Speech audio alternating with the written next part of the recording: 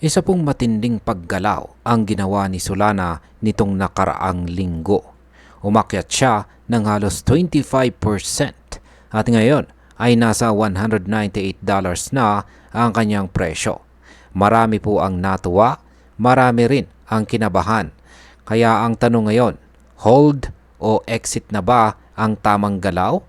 Kaya sa video na ito ay pag-uusapan po natin ang kasalukuyang kondisyon ni Solana base sa on-chain data, mga technical indicators at ang tensyon sa pagitan po ng mga optimistic at anxious traders. Kaya dito po natin malalaman kung may future pa ba ang rally o baka naman isa lang itong bull trap. At iyan po ang siyang ating pag-uusapan sa video na ito, pero bago po tayo magpatuloy ay pakibasa na lamang po muna ang disclaimer dito po sa ibaba ng ating screen. Ayan, simulan na natin ang pinakamainit na balita rito kay Solana, kung saan ay umangat po si Solana ng halos 25% sa loob lamang ng isang linggo. Matinding rally po ito na sumabay sa pag-angat ng iba pang mga altcoins sa market. Pero teka lang, hindi lahat ay kumbinsido. Ayon po sa datos mula sa Glassnode, nasa tinatawag na optimism anxiety ang phase ngayon ni Solana. Ibig sabihin ay karamihan ng mga investors ay may kaunting kita pero hindi pa sigurado kung magtutuloy-tuloy ang rally. Ito ay base po sa NUPL metric o Net Unrealized Profit Loss. Isa po itong sukatan na ginagamit para malaman kung nasa profit o loss ang mga holders kumpara sa kabuuang market cap. Kapag positive po ang NUPL pero hindi masyadong mataas, ibig sabihin ay hopeful ang mga tao pero may halong kaba. Sa ngayon si Solana po ay naglalaro sa presyong $198.43. Ayan, $198.43. Halos malapit na sa kanyang psychological resistance na $206. Ang presyong ito ay huling naabot niya noong February.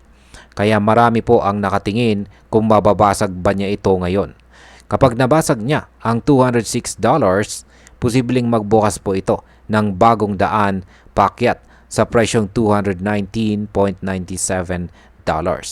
Pero kung pag hindi, ay baka bumagsak siya pabalik sa support level na $183.75.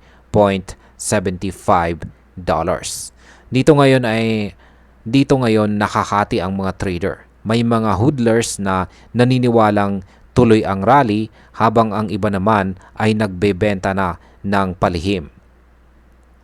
Ngayon ay tignan naman po natin ang isang napakahalagang technical indicator at ito po yung tinatawag na BB trend o Bollinger Band trend. Sa loob ng nakarang 3 taon, lumalabas na may bahagyang selling pressure na dumarami.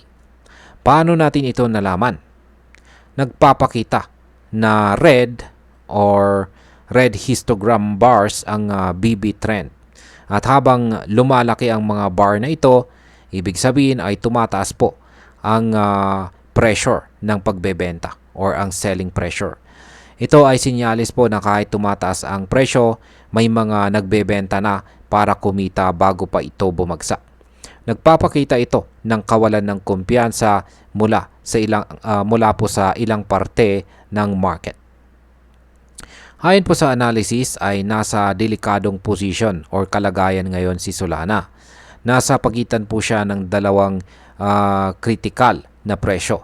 At yan po ang presyong $206 na resistance at $183.75 na support. Kapag nabasag po ang $206, ito ay magiging bagong support at pwede pang tumaas si Solana.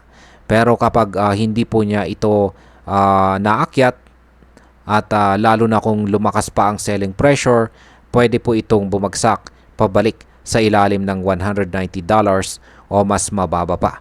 Sa madaling salita ay nasa decision point na ngayon ang market. At ayan, sa mga baguhan at holders ng Solana na nagbabalak pa lamang na bumili Tandaan po natin, ang isang simpleng prinsipyo ay huwag kang pumasok sa hype kung hindi mo pa naiintindihan ang risk. Dahil nasa optimism anxiety phase pa itong si Solana, ibig sabihin ay wala pong kasiguraduhan ang galaw nito. Kung papasok ka, siguraduhin mong may plano ka. Ilang tanong na dapat mong sagutin bago ka magdesisyon ay kung tumaas si Solana, hanggang saan ang target mo? Kung bumagsak ito, handa ka ba? May stop loss ka ba? Kaya mo bang hawakan kung bumaba man ito ulit? Yan. Hindi sapat ang sumasabay lang sa uso. Dapat may technical at saka emotional readiness ka. At ayan sa kabuuan, mga crypto, si Solana po ay isang malakas na project. Marami na po siyang napatunayan sa bilis ng kanyang transaction at dami ng mga gumagamit or users. Pero tandaan natin, kahit gaano pa siya katibay, hindi po siya ligtas sa market psychology or damdamin or sentiment ng mga tao. Sa ngayon ay may pag-asa pero may panganib. Kung ikaw ay long-term investor, pwede mo pong i-hold si Solana at hintayin ang susunod na breakout. Pero kung short-term ka at kontento ka na sa tubo or kinita mo, walang masama sa pag-exit. At kung wala ka pang position, mas magandang hintayin mo muna kapag mababasag nga ba ang $206 or kung babagsak pabalik sa presyong $183. Mas okay po na pumasok ng may malinaw na entry kaysa sa padalos-dalos. At ayan, hanggang dito na lamang po tayo sa video na ito mga ka-crypto. Marami pong salamat sa panonood. Ingat po tayo lagi at God bless po sa ating lahat.